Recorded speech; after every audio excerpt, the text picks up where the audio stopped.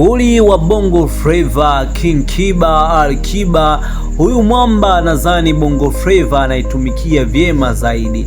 Kuna madini ambayo anayatoa, mashabiki zake wanapata madini ya kutosha sana kutoka kwa Alikiba, na hivi karibuni baada ya kupita tu siku moja ameweza kupata shavu kutoka kwa kijana wake ambaye ni Vanilla. Ameweza kupata shavu na akaweza kufanya poa zaidi, na imani katika ngoma ambayo ameweza kufanya na Vanilla ambayo inaitwa Tamu Chungu. Ukisikiliza vesi ya Alikiba ni mtu ambaye amenyosha, lakini pia tumeona skendo ambazo zinazoendelea kuhusiana na Alikiba kwamba ana ngoma ya pamoja na Mbosso, kwamba Mbosso kaweza kumvuta karibu King Kiba au Alikiba ndo kaweza kumvuta karibu Mbosso Kani ambaye ni mtaalamu kabisa.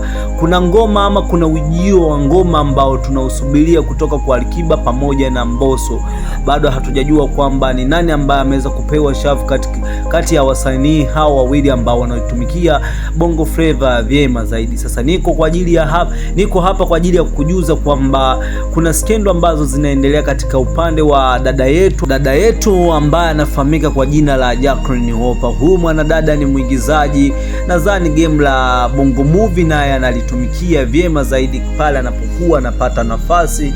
Hata kazi zake za kipindi cha nyuma hapo nadhani zinajieleza zaidi kwamba alikuwa anafanya kitu gani. Kati ya interview moja ambayo amekuja kufanya na ameweza kupost katika upande wa page yake ya Instagram, lakini pia Insta story, kaweza kuandika maandishi mengi zaidi ambayo yalikuwa yanajieleza kwamba kati ya wanaume ambao aliwahi kupita nao ama wanaume ambao amewahi kukutana nao, Alikiba ameweza kupewa nafasi ya kwanza, kwa maana ameweza kukumbukwa zaidi. Hii kidogo imeweza kushtua baadhi ya watu ambao wameweza kupita na Opa kwamba wao haikuwa kitu chochote baada ya kukutana na Opa, au Opa anasubiri tena aje atangaze ama aje kuongea kwamba kuna mtu mwingine ambaye anamappreciate ukiachana na Alikiba. Ikumbuke kwamba Jacqueline Wolper alishawahi kuwa na mahusiano na Harmonize, lakini pia Rich Mitindo pia wameweza kuzaa naye mpaka watoto, lakini upande wa Rich Mitindo pamoja na Wolper nadhani wameshindwa kudumu kwa pamoja. Kumekuwa na migogoro ambayo isiokuwa na maana, lakini pia mashabiki walikuwa wanaombea sana kwamba kapu yao iliweza kupendeza, na mpaka sasa hivi Wolper akaweza kushtua kutokana kwamba mtu ambaye ameweza kumpa respect baadhi ya watu hawajapendezwa.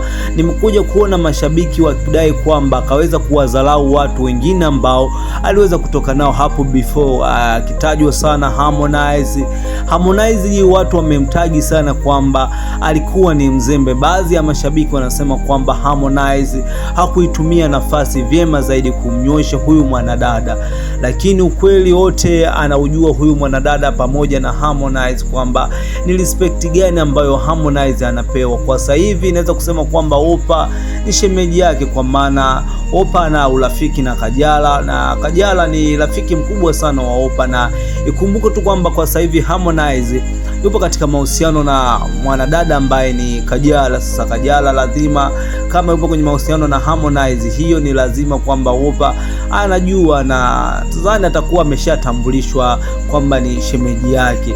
Una maoni gani kuhusiana na hii issue ambayo inayoendelea upande wa Alikiba? Je, ni kweli kwamba Wolper kaamua kumappreciate Alikiba kama mwanaume ambaye alikuwa sahihi upande wake, au kaamua tu kwamba kumuumiza roho ex wake, ama kaamua kuwaumiza ma ex wake roho?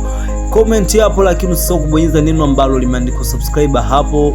Bonyeza alama ya kengele uwe mtu wa kwanza kabisa kupata update zetu ambazo zinazoendelea katika chaneli yako pendwa ya Bongo Media. Lakini nikuombe kitu kimoja, endelea kusalia katika Bongo Media ili uwe mtu wa kwanza kabisa kupata update zetu na uweze kujua kwamba ni matukio gani ambayo yanayozidi kuendelea katika upande wa Harmonize, upande wa Alikiba, lakini pia upande wa Wolper. Kuna ukweli katika maneno ambayo yameweza kusemwa. Tunasubiri majibu kutoka kwa Alikiba aweze kudhibitisha, je, ni kweli? Mimi nakuacha na hii hapa ili tuweze kukutana next video.